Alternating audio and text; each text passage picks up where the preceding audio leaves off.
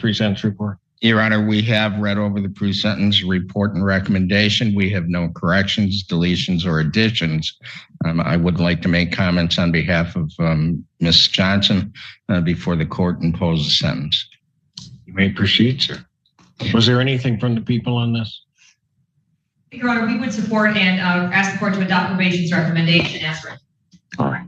Go ahead. Judge, with respect to the recommendation, it is fair. It is appropriate. However, there are some things the court should know. One, this incident was triggered by a personal health scare for Ms. Johnson. She had a diagnosis of a breast cancer potential, and this particular event comes on the heels of two that occurred more than 22 years ago. There have been no appearances in court. There have been no steps taken by her since back in 2001 and 2002 on the previous situations. Kathy works two different jobs, Your Honor, to support herself. Coming here today, she has made arrangements to immediately serve at least the minimum jail sentence, taking time off from her jobs. I have come to know her since being involved as her attorney as a very responsible lady who understands the gravity of what occurred here. She has participated in Dawn Farms program. She has been here cooperating with the court, with probation, with whomever at every step of the way. I think, Your Honor, that the court should show some kind of leniency in terms of the fines and costs to allow her time to make payment. They total over $2,000, 24 months of probation. She just needs time to pay. And Your Honor, I believe that she would like to make a statement on her own to the court. Very good. All right. Ms. Johnson, You can go ahead. My name is Catherine A. Johnson. I realized I made a mistake because I could have harmed other people. And I've been attending AA meetings, and I put myself in Domino's firm on my own. And I've been working two jobs. And I realized I made a mistake, and I'm sorry for what I've done.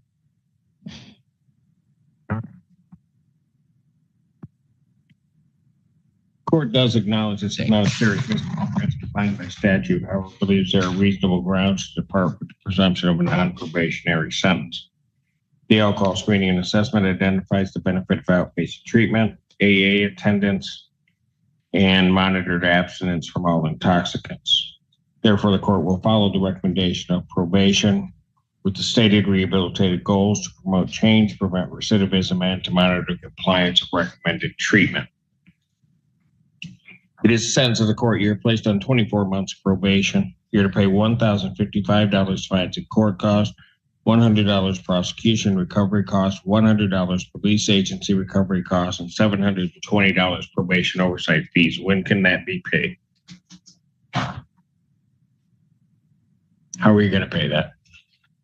I'm going to pay it when I get paid, if I can. On a monthly thing, I would like to be on a I would like to be on. How much do you believe you can afford to pay of that per month, ma'am? At least $100 a month. Pardon? I could pay $100 a month. Right. My check is being garnished right now. I think we'll be able to. All right. I'll set your payment plan at $100 per month. That will begin in August. It may be readjusted by probation just to make sure that you're going to be able to get that all paid prior to the point in time of the end of your probation. There should be no alcohol, recreational marijuana, or any illegal substance. You'll be subject to random testing as requested by probation. You're to complete the Dawn Farm outpatient program, including all recommended aftercare with status reports to probation. You're to attend one AA meeting per week with monthly verification to probation. You're to provide proof of the victim's impact panel attendance to probation. Mr. Allen. I'll order 365 days in jail, credit for 1 day served. I will remand you to the Washtenaw County Jail to serve an additional 4 days, and then the balance will be suspended. Defendant is remanded. Thank you. Thank you, Your Honor. Morning, Judge Calderell, on behalf of Ms. Hafner. He's approaching the podium. Ms. Hafner, please say your name for the record. Jessica Hafner. Thank you. And Your Honor, I was just very recently appointed on this matter. We are asking for a brief adjournment at this time. July 17, 2025, 9 a.m. Bond continued. Thank you. Judge, if the defense may be heard as to bond. She's out. 17. Thank you, Judge. So Ms. Hafner currently has a no contact order with her children. 2 of her children have a bad hereditary condition that requires constant and fairly advanced medical treatment. There could be a hospitalization or, I believe you said, a surgery, sort of at any given time. Name of the disease was too complicated and long for me to even write down here, but we are asking for a modification to the no contact order to allow supervised contact for the purposes of medical treatment only. Response from the people.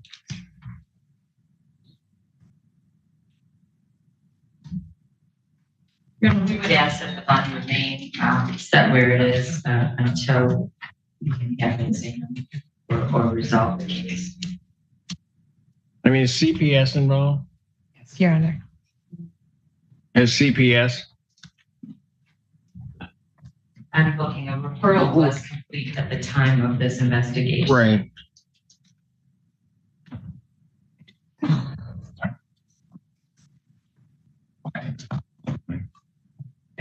They're facing it. How many children are involved in this one? Elijah appears to be the victim. There's only one child named in the complaint, Judge, yes. As far as the child, not the victim. I mean, I was concerned, Your Honor, when the police came to investigate, the defendant took a long time to answer the door. She said that he was sleeping and they needed to check the welfare of Elijah. He was in his bed covered with a blanket, but not sleeping. They immediately observed blood coming from his face as well as tears from his eyes and blood touching. So we would ask that bond continue. I don't think it's appropriate for her to contact with any issue. For what it's worth, Your Honor, Elijah is not one of the children that has the condition.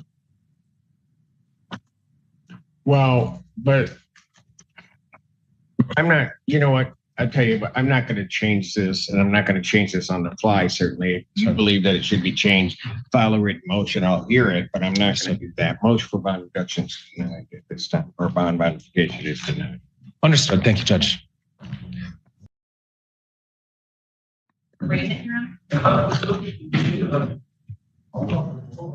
Hello, Your Honor. Hello, your name? Eric James Casey. Sir, you're here on an arraignment on 2 charges. The complaint alleges that on or about July 18, 2024, at the location of This courthouse. 33. Yeah, it all happened in Are this you courthouse. going to interrupt I'm me? sorry. Are you going to let me continue with your arraignment? Okay, I'm sorry, sir. Which way you want to do it? I'm not going to interrupt you. Thank you.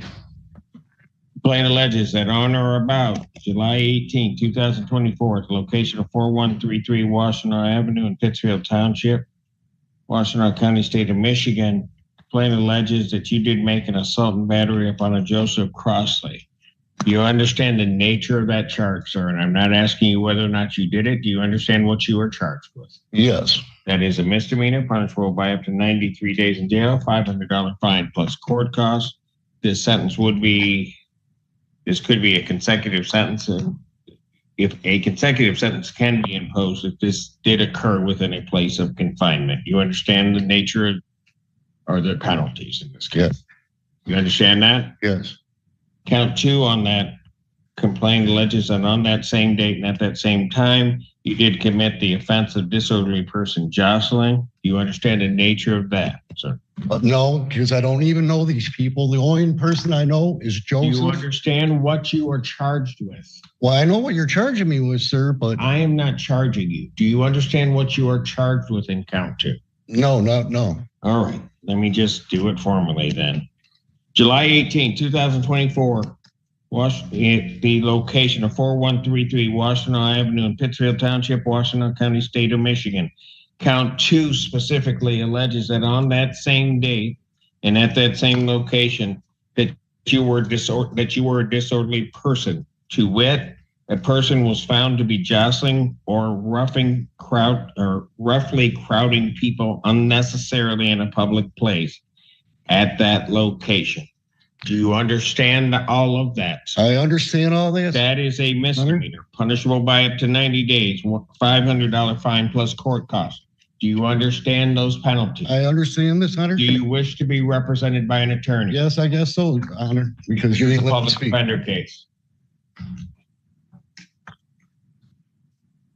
Assistant Public Defender Natalie Pate, and on behalf of Mr. Casey, we would waive any further reading. My client stands mute, and we would ask for an adjourned pre-trial date as well as a PR bond, please, Your Honor. Defendant having waived formal reading, standing mute, court will enter a not guilty plea.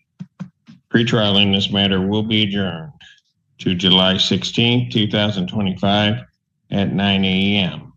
I will set the defendant's bond in this case, amount of a $5,000 personal recognizance bond. I will order standard conditions, including no assaultive behavior or possession of any weapons or anything fashioned to be a weapon. Do you understand that, sir? Oh, yes. Do you understand also that I am going to order no possession or consumption of any alcohol, recreational marijuana, or any illegal drug? Yes. I will also order that you are not to have any contact whatsoever with Joseph Crossley. Don't want to. I'm sorry, sir. You are really wearing on me. I'm sorry, sir. I'm just trying Do to. you understand the order? That was a question. Do you Yes. understand you are to have no contact with Joseph Crossley? Yes.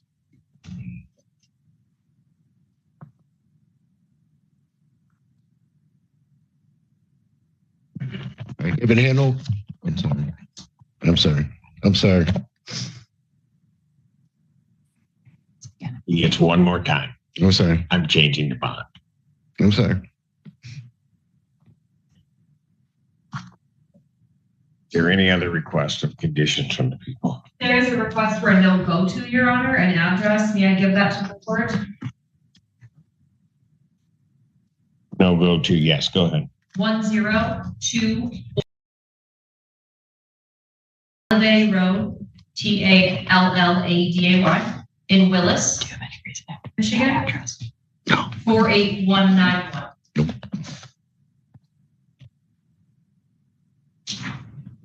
Defendant. Any objection to that, counsel? No, Your Honor. All right, I'm going to order that there is no go to that location of 1025 Talladay Road, Willis. Thank you. Thank you. Thank you. Sorry, Judge.